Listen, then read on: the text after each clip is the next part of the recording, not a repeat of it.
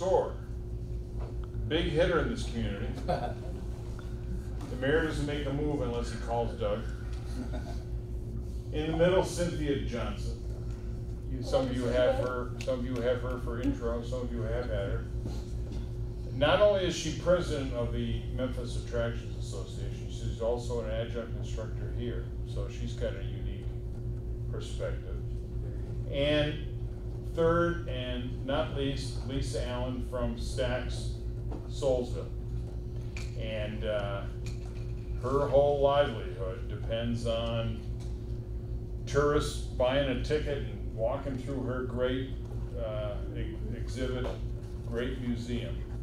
So they're all going to talk a little bit about themselves, and then they're going to talk about their business, and then their impact on the Memphis economy. So who wants to start?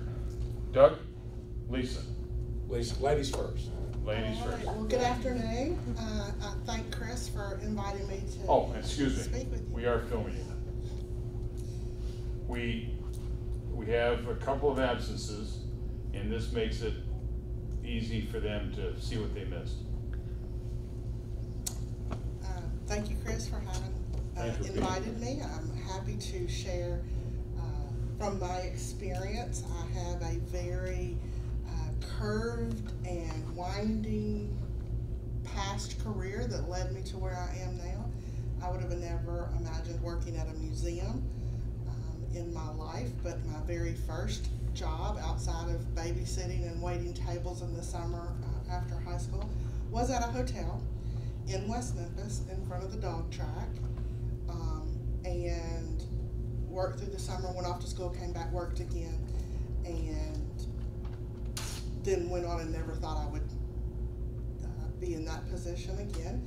Then got married, moved to Blyville, and ended up working at a hotel, learning auditing, and my accounting had been my major in college, so took to that.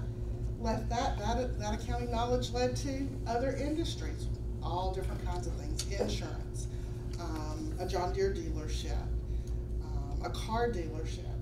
And lo and behold, I wind up in Memphis without a job, and I went to account temps, was asked to go out to a place called Soulsville that was less than 3 years old. They needed some help doing some reconciliation work, and after I was hired from the temporary position, 4.5 years later, was asked to serve as interim director of a museum, and just called in out of the blue and said, this is what we want you to do next.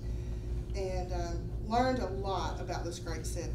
When I was growing up, I always thought I would end up, or wanted to end up here, in a position that meant something. And boy, did I ever get lucky and hit the jackpot on belonging to an organization that means something to Memphis. So I'm just gonna use that as an invitation. If none of you have been to the Stax Museum of American Soul Music, I certainly invite you to come out. We are a museum, but we're one of the most unique museums you'll ever be able to visit, in that we are at the original site where something in history really affected a city and a world, because today you're still hearing this music, and you're hearing it because it made a difference of integration in a highly segregated South and a highly segregated city. And not only is it fun and enjoyable music, but the more you dig into the catalog, the more you find out it's impactful music and meaningful music of expression. So we are very dependent on Memphis tourism. The former Memphis Convention and Visitors Bureau, Memphis Tourism, works very closely with us, and I've traveled to expo shows all over the country. We're represented all over the world, so that tour operators know when they're sending guests to this city that we need to be close to the top of their list, if not at the top of their list. Something interesting I learned, I'd been at Soulsville for 4.5 years in accounting, and all of a sudden I learned not only do people come to Memphis from all over the world with the specific intention of visiting Graceland, but there are many people that come to Memphis from all over the world with the specific intention of visiting Stax Museum of American Soul Music. So I learned to never underestimate what's important to people and what they value. And there's people out there all over the world that value many different things we have in this city. I'm going to hush now and turn it over.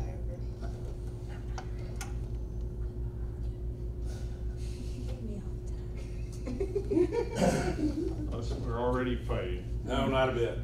I can't sit and talk very well because I get enthusiastic about what I share with people. And this is a really, really exciting time for you all. And I look out and I see you all and I see, I'm an old guy now. This was me 40 years ago, sitting in here, doing what I had to do to get out of the University of Memphis, which back then was Memphis State, to get out there and change the world. And it's so exciting to see you guys sitting here, and gals, because you are so uniquely timed. It's such a pivotal, critical time. Everything is changing, and you guys have this wonderful opportunity. And we all have had opportunities, but you are equipped and armed with technology and the ability to do things that we couldn't even dream of 40 years ago. And now it's instant global communication. That's amazing, and it's happened in my lifetime. It wasn't here when I was a kid. So when I was a kid, I wanted to grow up and get involved in business because I enjoyed talking with people. I enjoyed trying to influence people's decision making. And I realized real quick, I had a little Kool-Aid stand when I was 5 years old, nickel glass. And I was really angry at my granddaddy because he charged me for the sugar and he leased me the card table and the chair. He was teaching me business lessons at the age of 5 years old, and I resented him for it. But it made me understand the way business works. And so I got to the University of Memphis, and halfway through, I switched to a business major and got into sales and marketing, and spent my whole career in sales and marketing, on the management side, on the frontline side. The front lines is a lot more fun, and it can be a lot more lucrative, and you can make a lot more money if you can sell. If you're a glorified order taker and the first time you get an objection, you run for the hills, that's not the place for you. Then you'll be part of the 80% of the people making 20% of the money. And then if you're young and ambitious and you think, well, this is great, but I'm here to conquer the world, I need to get into management. And then management burns you out real quick because you lose some of the fun. And then you get back into sales. And then you fall in love with this 75-year-old beacon of yesteryear. And you think, wow, there's something really, really cool about this old store. But now you're married and got daughters, and you're coaching soccer and singing in the choir and doing church and work. And man, this is like loading up a buckboard wagon and driving across the country for the gold rush, the fever of the late 1800s. And that's the kind of passion that I had about this store, because I was absolutely convinced with the background I had and the skills I had honed and what I thought at the time to be an eye for something very magical, I thought there's a really bright opportunity here, and this needs to be cultivated and developed and preserved. But then I had to convince that young lady back there in the back, who is my wife, Kristen, who none of this story that you're hearing would happen were it not for her. But I had to get her on board, because to do what we've been able to do in the last 16 years, it has required an immense amount of commitment and passion and enthusiasm. But none of that's really significant. What's significant is the time and the place of where you all are right now and the future that you have waiting for you, right here in Memphis, Tennessee. I talked with Leah Gaffney yesterday at the formerly mentioned Memphis and Convention Visitors Bureau, which is now Memphis Tourism, verifying, trying to get the new numbers from last year. They're not quite ready yet, but they're north of the year before, which were 11 million tourists in Memphis.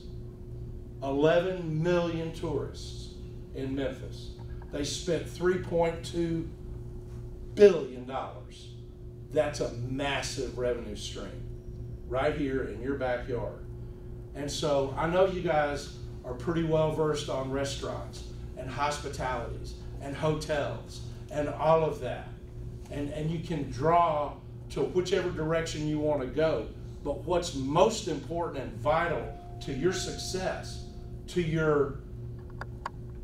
the gratification that you take away from your experience, because don't look at it as a job. Please don't look at it as a job. If you look at it as a job, you will hate it. If you love what you do, you'll never work another day in your life. So look at it as not even a career, but your passion. What bounces you out of that bed first thing in the morning when it's 28 degrees and raining, fixing to turn to snow and ice, and you may not see a customer all day long. That's a job that you hate. But if it's something you believe in and something that you're investing yourself in and something that you become an ambassador of, then you're always on duty. You're always on duty. And the thing about the store that resonates so much with us is because they say in business you never make a business decision based on emotion. And I am living proof that there are exceptions to that broad sweeping generalization, because that emotion is what will pop you out of that bed at 5 in the morning when it's 28 degrees and raining and you're not going to see anybody, because you have to believe in your mission. You have to believe in your purpose.